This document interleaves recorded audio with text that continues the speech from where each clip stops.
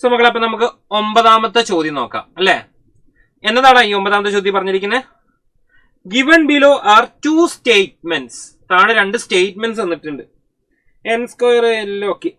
അപ്പൊ ഇത് എവിടെന്നാ ചോദിച്ചിരിക്കുന്നത് മക്കളെ? ഇത് സ്ട്രക്ചർ ഓഫ് ആറ്റം എന്ന് പറഞ്ഞ ചാപ്റ്ററിൽ നമ്മൾ ക്വാണ്ടം നമ്പേഴ്സ് ഒക്കെ വരുന്ന ലാസ്റ്റ് ഏരിയയിൽ നമ്പർ ഓഫ് ഓർബിറ്റൽസിലൊക്കെ വരുന്ന കൺസെപ്റ്റിലെ ക്വസ്റ്റ്യൻസ് ആണ്. ക്വാണ്ടം നമ്പേഴ്സിന്റെ ഏരിയ എന്നുള്ള ഒരു ക്വസ്റ്റ്യൻ ആയിരുന്നു ഉണ്ടായിരുന്നത്.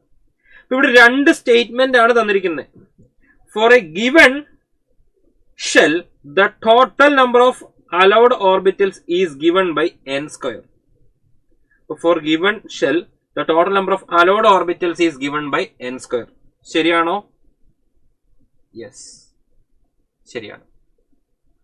രണ്ടാമത്തത്, for any subshell, the spatial orientation of orbitals is given by minus L2 plus L including 0.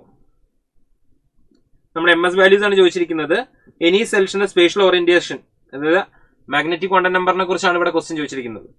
അത് -L തൊട്ട് +L വരെയാണ്. 0 ഇൻക്ലൂഡഡ് ആണെന്നാണ് പറഞ്ഞിരിക്കുന്നത്. ശരിയാണോടാ? ആ സ്റ്റേറ്റ്മെന്റും ശരിയാണ്. So both the statement 1 and statement 2 are true. അങ്ങനെയാണെങ്കിൽ ആൻസർ എന്തായിരിക്കും? ഓപ്ഷൻ 3 ആയിരിക്കും. ഇനി ഇത് എവിടെയാണ് NCERT പറഞ്ഞിരിക്കുന്നത്? നോക്കിയാൽ ഫസ്റ്റ് സ്റ്റേറ്റ്മെന്റ് പറഞ്ഞിരിക്കുന്ന ഈ ഒരു ക്വസ്റ്റ്യൻ കണ്ടോ?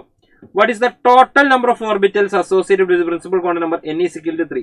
അവിടെ അത് കാൽക്കുലേറ്റ് ചെയ്ത് 9 എന്ന് പറഞ്ഞതിന് ശേഷം ലാസ്റ്റ് പറയുന്നുണ്ട് the number of orbitals is equal to n square എന്നുള്ളത് കൃത്യമായിട്ട് NCERT തന്നിരിക്കുന്ന ഒരു സംഭവമാണ്.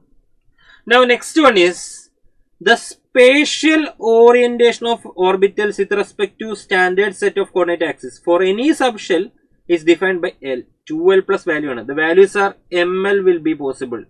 That is -L തൊട്ട് +L including 0.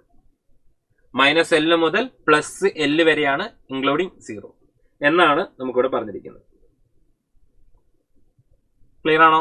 അപ്പൊ ഇത് നമ്മുടെ NCERT സ്റ്റേറ്റ്മെന്റ് തന്നെ ചോദിച്ചിരിക്കുകയാണ് കേട്ടോ, സ്ട്രക്ചർ ഓഫ് ആറ്റം എന്ന് പറഞ്ഞ ചാപ്റ്ററിൽ നിന്ന്.